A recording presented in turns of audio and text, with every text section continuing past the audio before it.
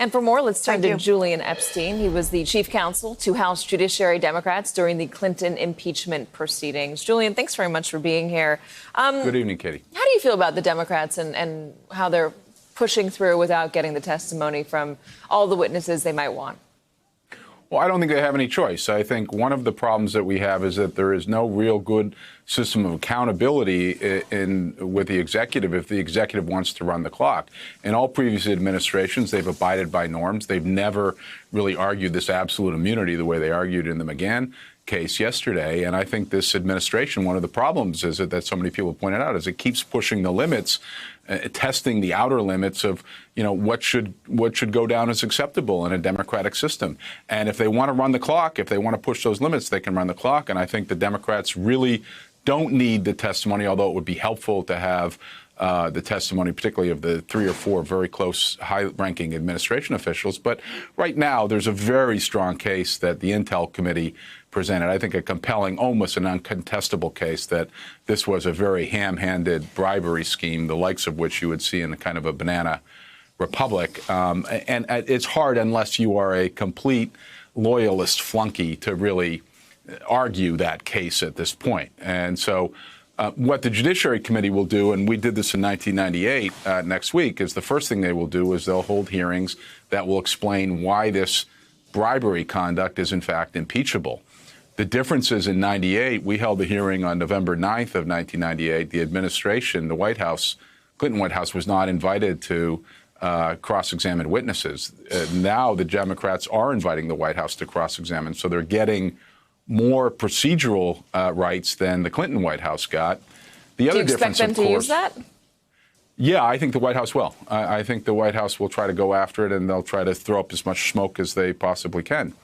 The other difference, Katie, as I've mentioned on this show before, is that Chuck Ruff, who was the White House counsel at that time, came to myself and to Tom during the Clinton impeachment, came to myself and to the Republican chief counsel at the time and said, whatever cooperation this committee wants from the Clinton White House during the impeachment, you'll get it. I guarantee you that. Here's my phone number. Call me if we are ever not cooperating fully.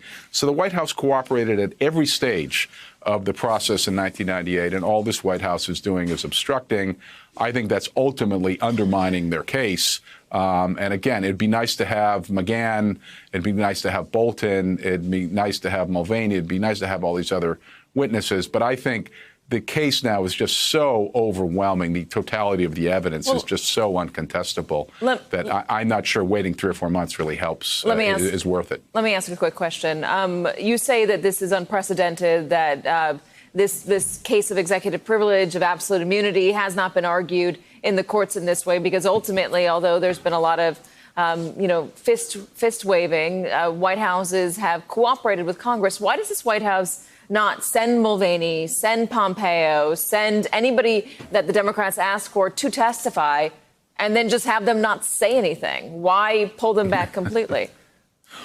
Well, because, in the case of Harriet Mier in 2008, who was in the White House counsel's office, she had to come and testify, and then you have to invoke executive privilege on a question-by-question basis. And I don't think Mulvaney or Pompeo or Bolton really are able to invoke executive privilege on a whole host of questions that I could think of. Executive privilege involves a deliberative decision, a conversation involving a deliberative decision that you have with the president.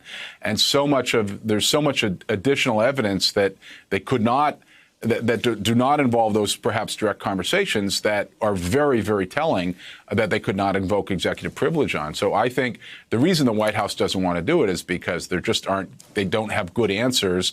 They've sort of all indicated, there's so much evidence around each of those 3 that they were in on, other than Bolton, that they were in on what Bolton called this drug deal, what he ridiculed as his drug deal.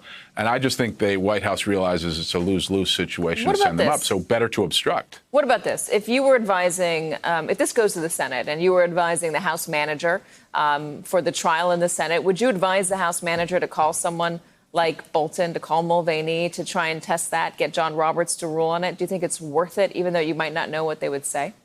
Oh, absolutely. I mean, I just think there is such a long paper trail. I mean, again, I think Bolton would be very helpful if he were if he were able to testify and not have the legal excuse not to testify. But sure, with Pompeo and Mulvaney, they just don't have good answers. Mulvaney's already admitted the quid pro quo. I mean, the amount of paper trail that you have on each of them and witness testimony you have on each of them would tie them in an up in knots in an impossible position. So yeah, I think it would be very compelling, and I think the Democrats will try to do that. It remains to be seen whether they will be able to. They're not in control in the Senate, although they will be prosecuting the case in the Senate as the House managers. But I think that it adds great texture to a case, and it adds a lot of intrigue, and it kind of exposes the president's front line defenders, top administration officials, as kind of being these kind of feckless cover-up guys, a lot like the Haldermans of the Watergate era. And I think, again, it puts them in a very uncomfortable position, but I think it makes the case rather compelling. Julian Epstein. Julian, thanks so much for coming on and sharing your expertise. Katie, thanks for having me. Hello, YouTubers. If you're watching this, it means you've checked out our channel, so thank you. Now do me a favor, subscribe by clicking on that button down there. Click on any of the videos to watch the latest interviews and highlights from MTP Daily and MSNBC. You can get more Meet the Press content every morning in the First Read newsletter. If you're tired of content that you don't know anything about where it came from, you don't have to have that problem with us. NBC News, MSNBC, MTP, and the Meet the Press mindset right here for you on YouTube. Subscribe now.